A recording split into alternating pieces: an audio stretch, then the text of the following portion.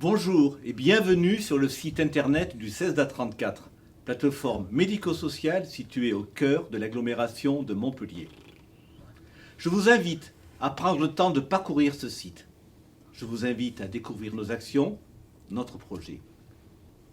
Cette invitation s'adresse à toute personne, que vous soyez concerné à titre personnel, que vous soyez parent ou ami de jeunes sourds ou de jeunes rencontrant de troubles spécifiques du langage, ou que vous soyez simplement une personne intéressée par notre projet.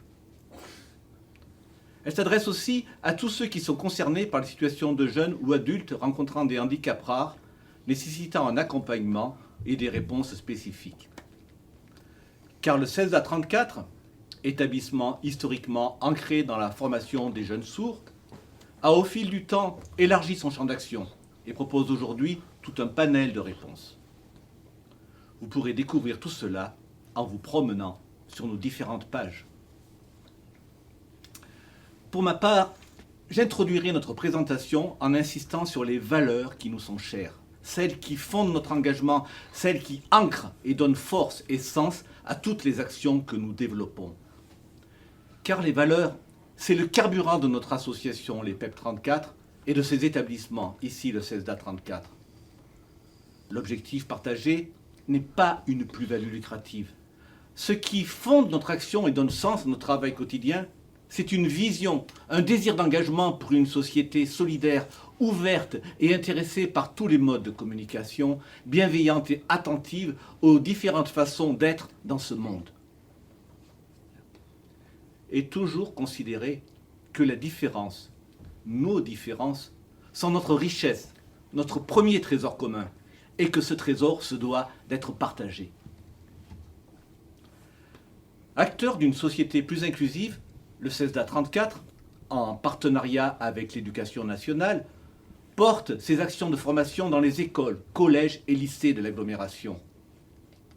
La pluralité des modes d'intervention permet d'adapter l'enseignement aux besoins des jeunes. Le CESDA est un dispositif médico-social ouvert sur la cité, qui promeut une démarche d'inclusion tout en veillant à ce que les compensations nécessaires soient mobilisées.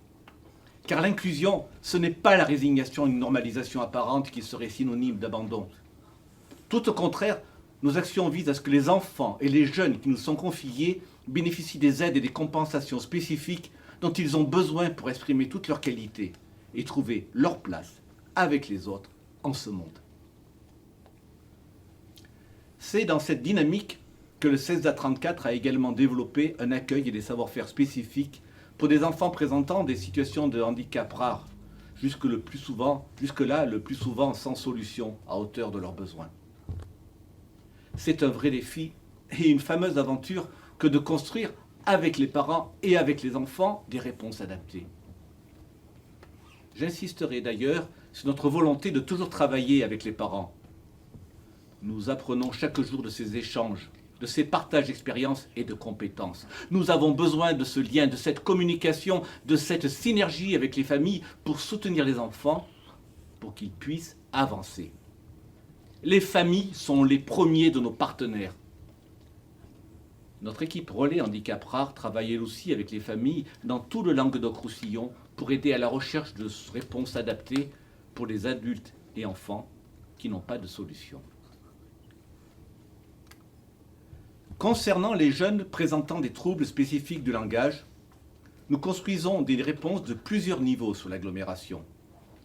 Là aussi, il y a urgence à se mobiliser et à ne pas laisser des enfants sans solution. C'est tout leur parcours social et scolaire qui est en jeu.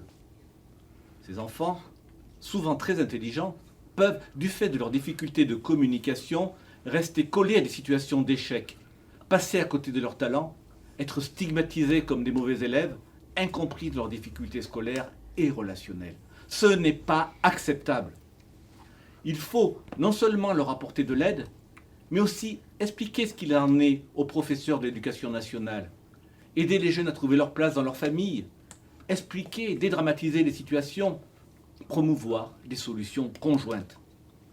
C'est en ce sens que nous avons développé notre projet d'accompagnement des enfants TSL.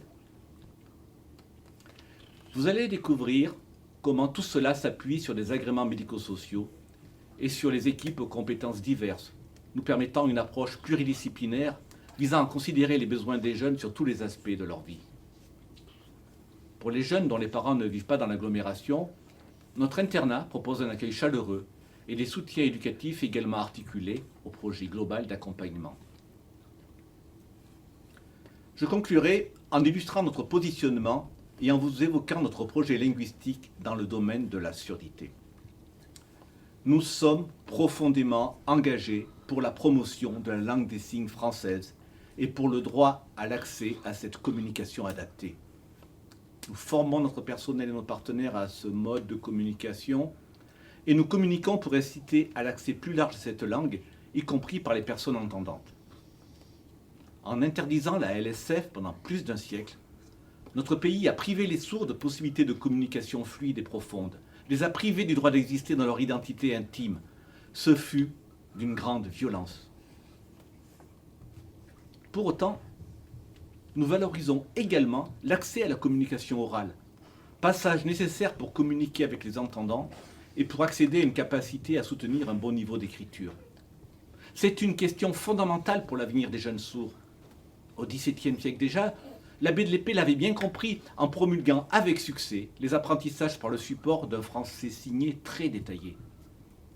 Il existe aujourd'hui d'autres moyens. Les progrès des appareillages, la lecture labiale complétée par des codes manuels autour des visages, la langue parlée complétée, sont autant d'outils utiles pour la compréhension de la communication orale et la bonne acquisition de la structure de la langue française. Car notre projet, c'est aussi d'aider les jeunes à acquérir des possibilités d'expression riches et de qualité, conditions nécessaires pour qu'ils puissent bien vivre et trouver leur place dans leur environnement. Pour conclure, je dirais que la promotion de l'inclusion nécessite d'agir sur deux niveaux. D'une part, il s'agit d'œuvrer pour la reconnaissance et l'acceptation des différentes façons de communiquer et d'être au monde.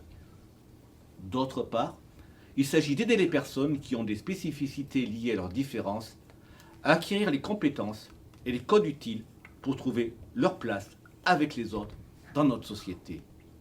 C'est par cette double démarche, par ce double engagement, que les équipes du 16 à 34 entendent soutenir leur mission.